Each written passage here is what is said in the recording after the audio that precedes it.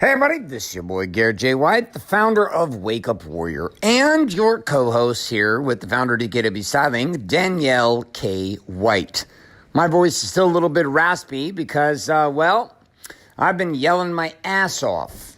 And while I've been yelling my ass off, my wife has been freezing her ass off. Welcome to Date Your White podcast, and right now we're sitting in our bed. That's right, coming at you with this podcast in bed. The only unfortunate piece is we are literally both completely dressed and, I've got the heater on. Talk to me about why you're freezing, Mrs. White. Tony likes his events super cold, but when you're so cold, it actually has like a reverse effect on me. I start to get sleepy. But I think today we just picked bad seats because we were literally right under the most powerful air vent ever. I looked at the girl next to me and her hair was literally blowing in the wind. So needless to say, I had a leather jacket on, long pants, closed-toed shoes, and I went and had to buy a giant beach towel, and I put it on me like a little Eskimo, and I was still cold. My nose was running. I was so cold. But we actually came here.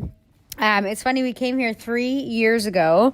We went to one of Tony's other programs called Date with Destiny, and that was here in Florida, and it was in December, and Garrett, I guess Tony's son was in Garrett's Wake Up Warrior program, and randomly one day on a Sunday, we were watching on Netflix, I'm Not Your Guru, is that what it's called? Yep. And up until that point, I had never really been into any of Tony's stuff and hadn't done a whole lot of I don't know, what would you call it? Personal development. I hadn't done, yeah. I mean, I kind of because I'm married to Garrett and kind of adapted a few of his mindsets and kind of merged them into my own business and whatnot, but I'd never really been to an event. And I always thought of him, when you hear personal development, I was I just think of a bunch of hippies sitting around hugging trees. I know that sounds bad, but honestly, when Garrett and I were financially struggling and we kind of lost everything, and Garrett owned mortgage companies, and it was in 2008 when the market went kind of south, and we were both faced with this decision of okay, we got to do something, and Garrett went through this journey of literally a lot of self-discovery, I guess you could say. And you were attending events where you'd sit in a tent and smoke would come out and you're kind of going to some weird shit. Yes. And I even remember I was what is this? And I'd go to a couple of them and I was I don't get it. These people just want to stare at me all creepily. Literally there was at one point they're now look into your neighbor's eyes. And I was I don't know what we're supposed to be getting out of this. This is really fucking weird. So I kind of had my own ideas of what personal development was. I was this is some weird hippie shit. And I actually kind of somewhat think of myself as somewhat hippie. I'm very intuitive and but I just was I don't know what this is. So anyways, we watched I'm Not Your Guru, and I was what is he doing? And Garrett's he's processing people. And I was well, that seems to make sense. And there was just more of a logical feel to it and less stare in your eyes weird shit. So I was hey, that'd be cool. That'd be fun to go to it. And then he's actually, Tony's son is in my network or in Warrior right now. I wonder if we could get into his next event. And this was literally the beginning of December in the event. I think it was in 3 weeks. Yeah, it was a month away. Next thing I know, he's all right, I got tickets and we're going to go. So we ended up going, and it was the longest thing I've ever done in my life. But I'm very visual, and it's hard for me to sit in a classroom setting, but they have you jump around and sing, and they make you the funny thing is I don't really like jumping around, and then they do these weird massage trains. So everything about it is really weird. I'm please stay out of my bubble and don't rub my shoulders because it's really weird. It's weird, but it keeps the energy up and whatever. So we go to this event. Was it 5 days or 6 days? 6. It's 6 days, and I'm used to hair classes, where hair classes you go, they're 8 hours, or wham bam, thank you ma'am, see you later. And we get there, I'm when do we get a lunch break? He's oh, you don't get lunch breaks. I was okay, when do we get a dinner break? He's you don't get you literally go from 9 in the morning till 2 in the morning. And I was what in the kind of psychopaths are coming to these events? But then But then by you are one of those psychopaths at the events. Right, but I feel like by day 2, you're kind of like, you're geared up, you know what to expect, you're in there, you're like, okay, and you find yourself dancing and cheering and doing the weird massage train. So Give me the phone. You make it sound like it's like some giant orgy. Like, oh yeah, I go to Tony events, it's a giant orgy, just massage train. It could be that we were just watching something about Mary. So, yes, she's going to continue the story. For those who have never been to a Tony Robbins event, this is not necessarily a bad thing. Yes, you are in a room for a long period of time. All right, continue. Okay, continue to go. You didn't even let me finish the story. I just had to insert myself in the massage chair. Yes, I'm just giving you a visual because, Exactly, that's the problem. There's a visual. Right, hey, we went from staring at people to massage trains. I don't know. So, anyways, we're there, and throughout the event, you have homework, you have a notebook and all this. And I remember there was a lot of things that changed the way I think, and I'm sure Garrett had a similar experience. Talked about the whole introduction of this is your story. I'd never really heard that concept before of hey, this is your story, you need to change it. And I was like, oh, that makes sense. Anyways, how he broke everything down seemed very logical to me, which I liked. I was like, okay. And everything was mapped out really pretty on screens, and which I also liked. So it was just very simplified. And he talked about values and what your core values are. And it helps explain why we operate the way we do and why we get stuck in our stories. And for me, I'm like, holy shit. Okay, that's cool. And anyways, one of the big points for me in that event was you got to write down, I just remember they're dream big. What do you want? Where do you see yourself? And then they were okay, make some goals. What do you want in this next year? So they tell you to dream big and just write down literally, you want an island, say you want an island. But then they're okay, now what goals do you want in the next year? And I remember thinking okay, I'm going to write down all these things that I felt were more 5-year goals. And then after that event, we made some major decisions in our marriage and in our business, and we just had some huge shifts that year. And it was funny because I looked at these things as so far off in the future, and we ended up, one of the things that I wanted to do personally, and I'll let you share on this, Garrett, but we had been renting a home ever since the mortgage company kind of died. We had to short sell a home that we had, and we were super in debt with credit cards. We almost went bankrupt. We didn't actually go bankrupt, but we were renting homes, and we were both kind of building our brands. And Garrett's brand and my brand, they both started to pick up, and we were both making decent money. And we kept moving we moved every 2 years for the next, 7 years. Yeah. 7 years. And I got to this place where I'm sick of moving. And I know a lot of women, but they want a lot of security. And security for a lot of women is a nice home. And it wasn't even about the home. It was just I'm so sick of moving somewhere every 2 years. And we have 2 little girls. And I was just I'm so sick of this. And I felt like Garrett was running. He had this pattern of kind of running. And I remember one of my personal goals, I was we need to buy a home. There's no reason we can't. We have this story that our credit's shitty and all this stuff, but we're not doing anything to clean it up. And we have this story that we can't purchase a home. And I was and I'm just tired of feeling I'm always on the run. So I remember one of my goals, there was this neighborhood in California that had these huge $1 million homes right on the beach, and they were beautiful and amazing, and I was we're gonna live there.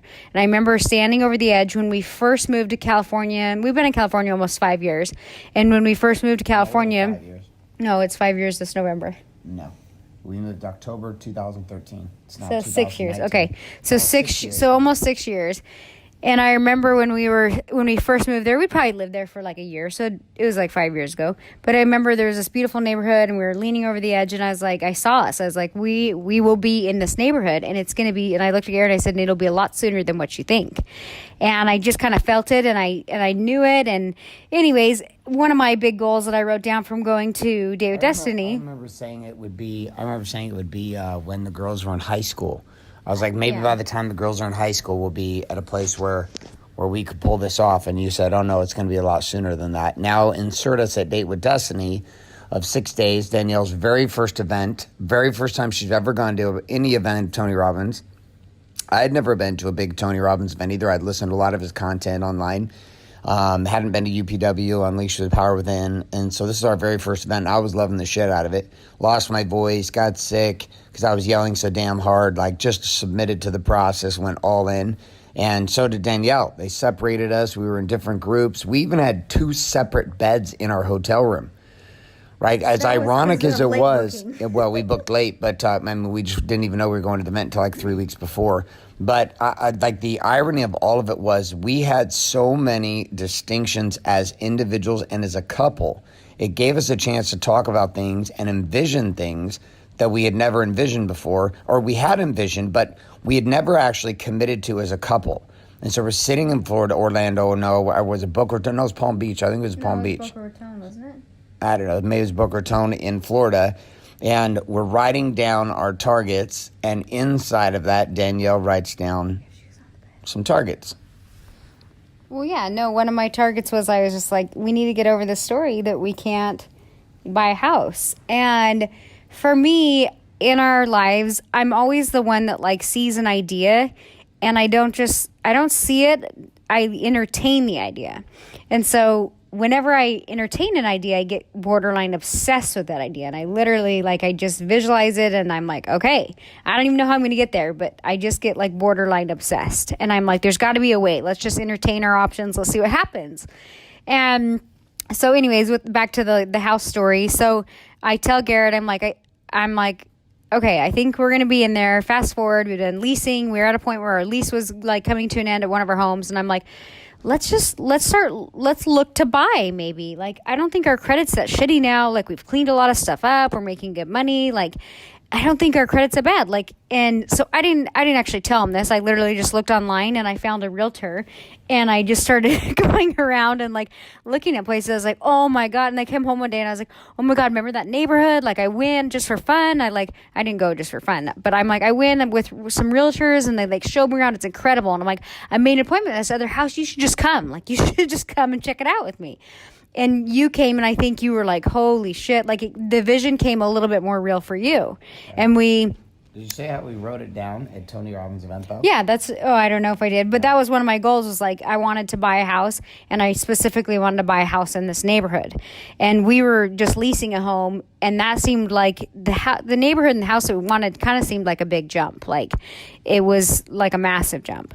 So, but I just kind of felt like, no, I think maybe we could do it. So anyways, fast forward, we start looking around with a realtor.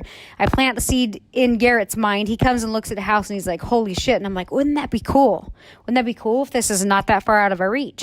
So then all of a sudden, when I plant a seed in Garrett's mind, he was like, okay, well, maybe let's see. So he starts going to his bankers. He starts figuring out if we can get a loan, all this stuff. And we just start looking all up and down Orange County, and nothing feels right. And then we go back into this neighborhood.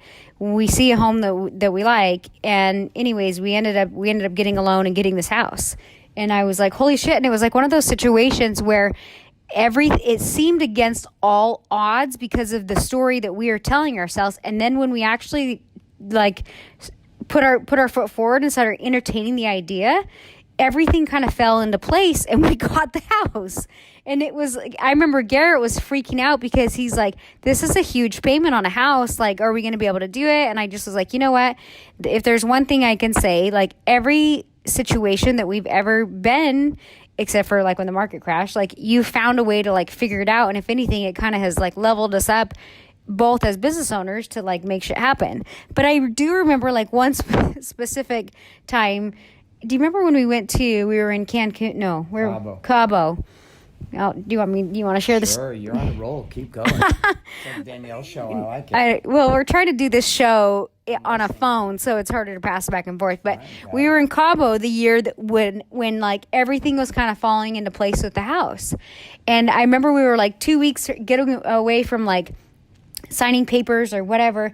We're in Cabo. We get in this. I'd already put the earnest money down. Yeah. I had to put the earnest money down.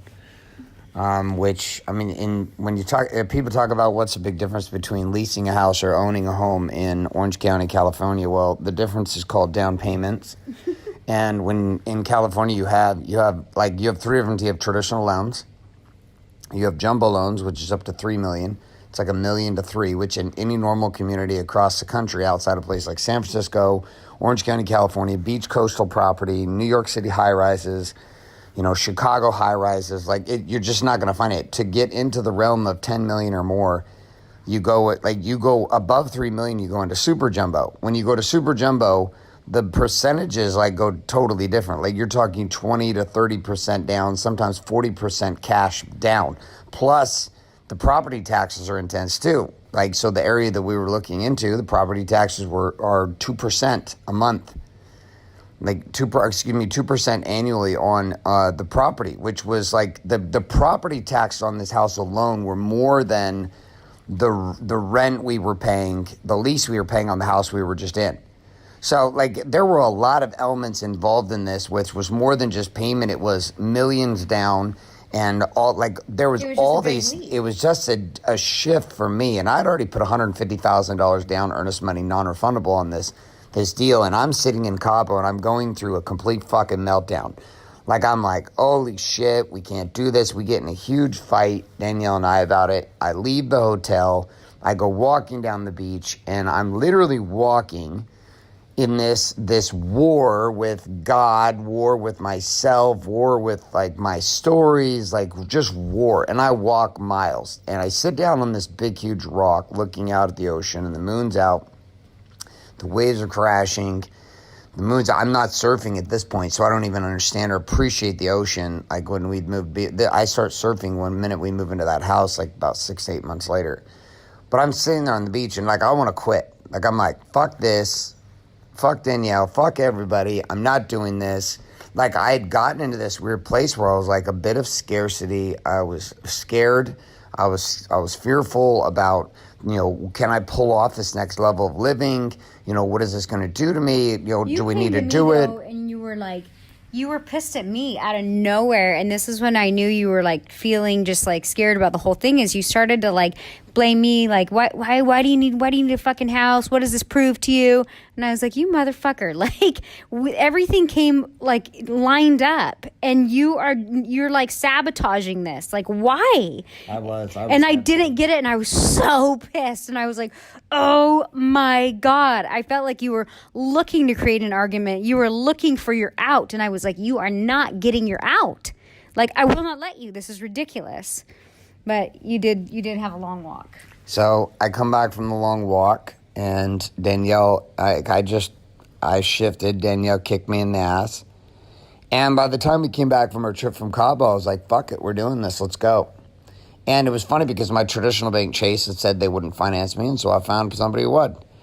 And everybody, there's, if you look at the trajectory of our world, and this is going to be the lesson for today's show, is two things. I'm gonna back up to this.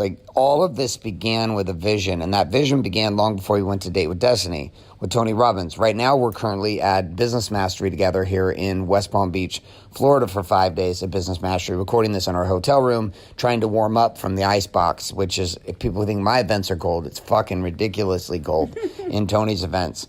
So cold that I started getting tired. I was so cold I think I'm getting hypothermia right now. But there was a moment where you had a vision, but then there was a going to something together where you committed to something. Danielle and I at Date with Destiny wrote in our journals exactly what our life became that year. And most of the shit that we wrote down seemed impossible. Well, it was just more 5-10 year goals. But they were I'm the shit we wrote down, I was convinced would happen by 2019, 2020. How many times do people think oh, when my kids graduate high school, then I'll have time to pursue what I want? And that's not how it works. And then you lose a decade of time that you have to make the steps in order to get to where you want to go. It's not like your kids go off to high school or whatever and you're like, now's the time. By then you've lost steam, you're older, you lose momentum, and you're just like, fuck it, let's just survive till we're 65 and then hope that we have enough to retire and live off of that. And I see a lot of people say and do that too. And especially a lot of I see there's a lot of moms too, their kids are done and graduated and out, and then they're kind of feeling where'd my purpose go? Now what am I going to do? So it's just, I think it's I don't know, it was a crazy year.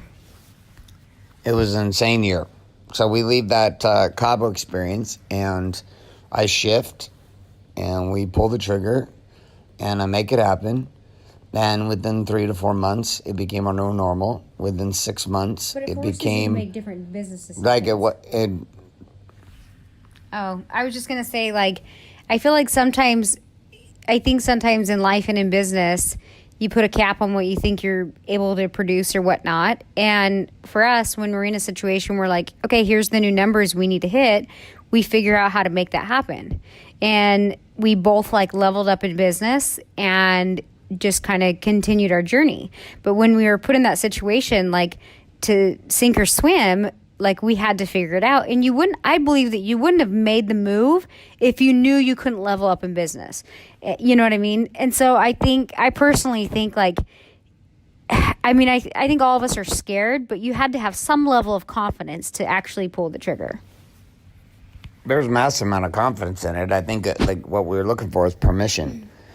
And the permission that came through making this leap, and this neighborhood, I mean, there's a lot of stories I could go into that are just not, like, we don't have time for on this, like, podcast to talk about, but there were so many situations around this environment, and it was killing so many stories for me. You know, like, when things went down in 2007 into 2008, like, and our credit got trashed, I mean, people say, why did you build your businesses from cash? And I was like, well, because I had a story, and the story was I couldn't borrow money. Like, because I was used to I was used to my cards, like my cards 10 years ago would bounce, and like they just wouldn't work. They would get declined. It was like, it was fucking horrible. And I had so many emotional experience around that. So I had just given up the idea that I was going to get financing for anything. I was like, man, we fucked up real estate so bad. There's no way that we're ever going to get lending again. Even though there were a lot of people I knew who weren't even close to as good a situation as we created. You know, and there I was still stuck in the story. So buying this house and investing in our family and moving into this home literally shattered an entire box, like a frame of ideology that had surrounded my brain, not just in our family, but in our marriage, in my business, and in my life. And it started with us having a conversation. It accelerated by going to Date with Destiny with Tony Robbins together as a couple for the very first time ever. You and I went to an event to work on our businesses and our lives together. That's not true. Second time. First time was in 2008 to a program called My Life Book that you skipped out on after like 3 hours. Oh, that room was weird. But like, we go to that, we make the commitment, and we leap. So it is impossible for you and me to continue to create bigger results inside the container that we are in. Right, many of you listening to this right now, you're still living in the same neighborhood you've been living in for years and years and years and years, and you want to grow as a couple. You live in the same state, you live in the same environment. Like, we literally had to leave our environment over and over and over and over again to get to a place where we could ultimately choose a life that was ours as a couple and ours as a family.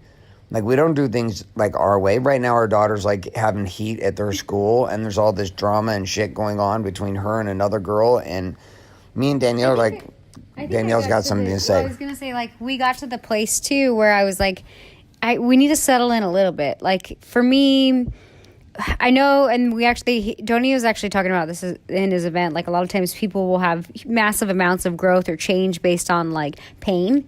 And I got to this place too in life where I'm like, hey, things aren't painful anymore, and I still want to learn and grow and push to the best version of me without having to feel that level of pain. And so I kind of got to this place when we were moving every 2 years and like seeing my kids switch schools and everything. And I was just like, I'm over it. Like, I don't need to experience growth by constantly moving every 2 years. So even though like we did that for a while, I finally felt like it's time to settle in for a minute. Do you know what I mean?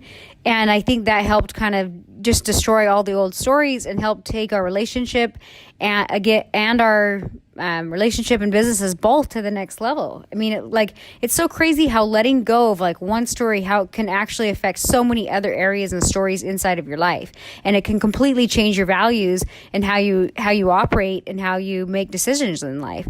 But it's funny because I slept in one morning and at Date with Destiny, and Garrett comes back and he's like, I joined Tony's Platinum group. And I was like, what is that? And he's like, we get like unlimited events and all these cool trips. And I was like, oh, okay. And then it was interesting that next year I was like, when are we going on the events? He's like, oh, my schedule's packed. We're not. I was like, okay. And then he's like, they're going to put our membership on hold. It's fine. Maybe we can do it next year. Well, And that turned into 2000. Another year went by, and it's so funny. Like, I kept seeing like this. All of a sudden this year, I was like, I don't know if you're personally feeling like this, but I feel like in my business, there's like things I'd kind of always wanted to go to Business Mastery. Like, that was one of the events last time that I was really excited to go to. And I was kind of at this place where I was like, gosh, I feel like I need a kick in the ass this year.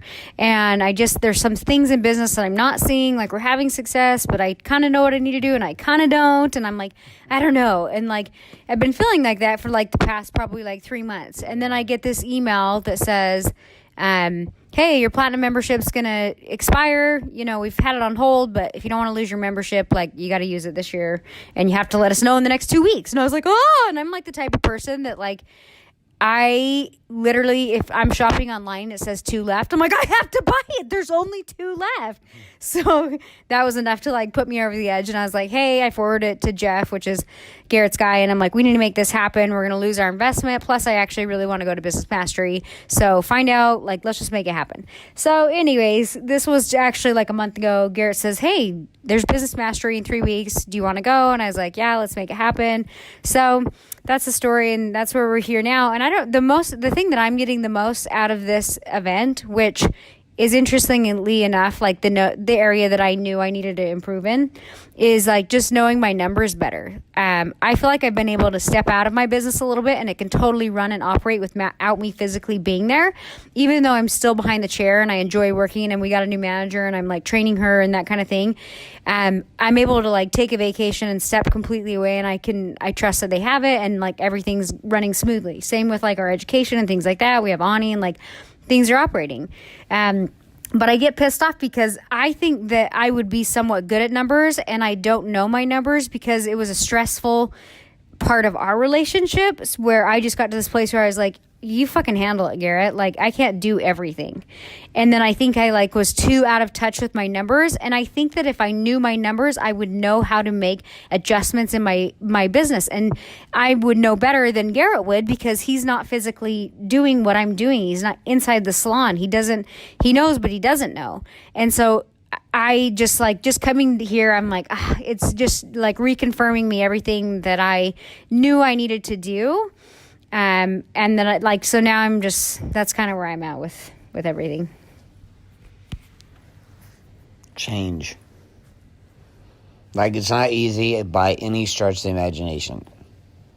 You know, us coming here to Business Mastery, we've almost gotten in a fight every single break. No, we have not. Yes, I did the first day and the day before, and it gets to a point. Last night at dinner, it kind of got there, but it's all been around these topics coming up at Business Mastery. So she pushes me, and the funnier part is she's right, which pisses me off, and I fucking hate it. But I love it, but I don't know how to deal with it, but I love it, but I hate it. And I try to ask you questions. No, Garrett's so funny. Like, what I used to do is I want to come out and be like, why are you doing this? And I would phrase it like, literally, if there was something he was doing in business that I didn't see why, like, I'm like, that seems like a lot of fucking money to be putting there. And I would say, why are you doing this? And I would judge, and he'd say, you're judging from an ignorant place. You don't know what's going on. So I was like, okay, I don't know what's going on. So I started, when I ask him questions, I try to go in with like the mindset of like, Danielle, you don't know the full story. So if you're going to ask a question with the energy of like you're really wondering. And so I can always tell, like, it's hard for me to ask Garrett a question on his business because he'll get triggered. And I'm like, anyway, we were at dinner last night, and I was just asking him a question about, like, why are you putting this much into ads? Have you tried, like, holding off and see if, like, do you need to put that much in? Like, and he was getting really, really irritated. And then the next morning he was like, damn it. And he looked over at me and smiled because who was the guy that was speaking? Keith Cunningham was up there. He was actually a funny guy. I was like, he was entertaining. Like, when I first walked in, I was like, who's this guy? But he was really fun to listen to and very entertaining. But it was so funny, like, throughout the whole thing, I think both of us are just like looking back and forth at each other, kind of smiling, like, God damn it, we need to know these things. And he's saying, like, you don't need to be an accountant, but you have to know the accountant lingo, and you have to know be able to look at a spreadsheet. What did he say? When he's like, the power's not in like knowing your numbers, the power's in looking at your numbers and knowing how to make an impact with your numbers, or something like that. I can't remember. And then there was another really good quote by Bill Gates that was really good too. The Bill Gates quote. I can't remember. I'll read it. Okay. He quoted Bill Gates, who said, "Success is a lousy teacher because it lulls smart people into believing they're bulletproof." And then the money game. I like that he talked a lot about like people get so obsessed with scaling, and scaling doesn't always make you more money. And this is something that I'll see with like a lot of small business owners, and I'm a small business owner, but I'll see people like, for example, I had a sister-in-law who opened a gym, and you know, I know that they like put so much money and effort into it, and they were open for like 5 years, and they probably ended up making no money, and then finally decided to just close the doors. And I think a lot of business owners go into it, and if you don't fully understand your numbers, you just think, oh, if we scale, you know, it'll even out, and then we'll make money. And unfortunately, you could go do that and go down that path for like 5-10 years. And that's a lot of time to just be hoping and praying like, hey, if we just throw everything back into the business, you know, eventually it will work out. And I think that that's just like a lack of actually being able to look at your numbers and fix them or tweak them. So, He also said another thing that was funny. He said, as business owners, we don't need to do more smart things. We need to do less stupid things. And he wrote, what is the book called that he just wrote? The Road to Stupid? The Road to Less Stupid? The Road Less Stupid. The Road Less Stupid. And then the number quote that Danielle was giving, I take notes during these things. And let me find it. It's right here. Hold on. The value is knowing, as a business owner, there is no value in a number. The value is knowing what to do about the numbers that you see. And like the entire process was about tracking. And this is like the whole process we have with Core 4, with Wake Up Warrior, and everything we do there is the ability to track our numbers inside of a metric-based system for our lives. And here we're learning things like date night, one time a week. We're learning going to events like this as a couple are important, particularly because we do business, both business owners, and we're in business together. And this process itself is not easy to be married, and it's not easy to be in business, and it's not easy to have children, and it's not easy to be any of these things, right? The trifecta of insanity: choose to be married, choose to have kids, choose to have a business. Like, you do those three things, you're either glutton for punishment and you're a psychopath, or you wanted to have the fast train to fucking big ass results based on the pressure and the power of having to rise. So we're going to bring this show to a close. My suggestion for you inside of listening to this podcast is this: if you've not gone on a trip as a couple with the intention to go to an event where you get to learn together, I would suggest that you do it. I feel like you're not like in the dark. I know when like, well, I have an education program for hairstylists called Big Money Stylist, and it's not just about like doing hair and naturally made rose, but we teach them like business and mindset and that kind of thing. And it's so funny because if anytime you go to an event, you're like so stoked and you want to like go home and share with your husband or wife, and they're just kind of like, huh? Like you're like, I don't get it. And a lot of times they probably go home and like, we're going to implement this, and this, and this.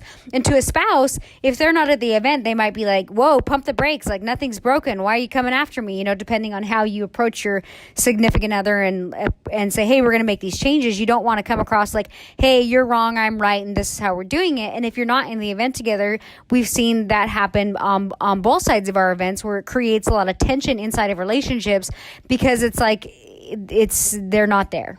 So it is important to like, people all the time say, Garrett, do you have a women's program? He did Warrior Women for a minute, but they stopped doing it. And then people will always say like, oh, I like for the hairstylist, I'll be like, well, send them to the Warrior thing. But both of ours, like mine's catered to, hairstylists, and Garrett's is just catered to men. So it's not like, unless you have a husband and wife that are hairstylists, like it's not like a couple event. And Garrett, yeah. So you'd want to like, you could go Date with Destiny, or what's the other one he does? UPC or UPW. I want to go to that one because it seems fun. Yeah. I don't know. You're gonna walk on fire. All right, so we're wrapping this show up. I'm gonna take Danielle on actual date night tonight. We're gonna go to a restaurant called Brio here, right by the hotel. We may or may not make it back into the rest of the event. These events are 12 to 18 hours a day. They're very long and they're very cold, but they're amazing. So we just pick and choose the stuff that we're going to go to. And right now we're going to go spend time, because part of the reason of going to these events isn't just learning from the training and the teachers up front and taking a bunch of notes. It's spending time and having great conversations and our businesses and our lives going forward because we're here. So make that decision on your date night game. Talk about it. Talk about what is a trip we could take to grow as a couple. Maybe go to a parenting course. Maybe just go to a couples retreat. Maybe you're going to something different than just a trip to get away, but one that actually has a purpose of learning and educating and getting to put yourself in conversations together. I cannot speak more highly of Date with Destiny with Tony Robbins. We went to it in 2016 in December, changed our fucking lives. We're going to go to it again in December of 2019, fully anticipated changing our fucking lives again as we recalibrate another 3-year vision. And I'm going to go back every 3 years or so to Date with Destiny for that exact reason, which is just to recalibrate a bigger future and do it with my wife together. So I'm standing here looking at this beautiful green and blue pool here at the Hilton right next to the Palm Beach Convention Center where 4,000 people are here for the Business Mastery event. And I'm encouraging you to do the same. Make the leap.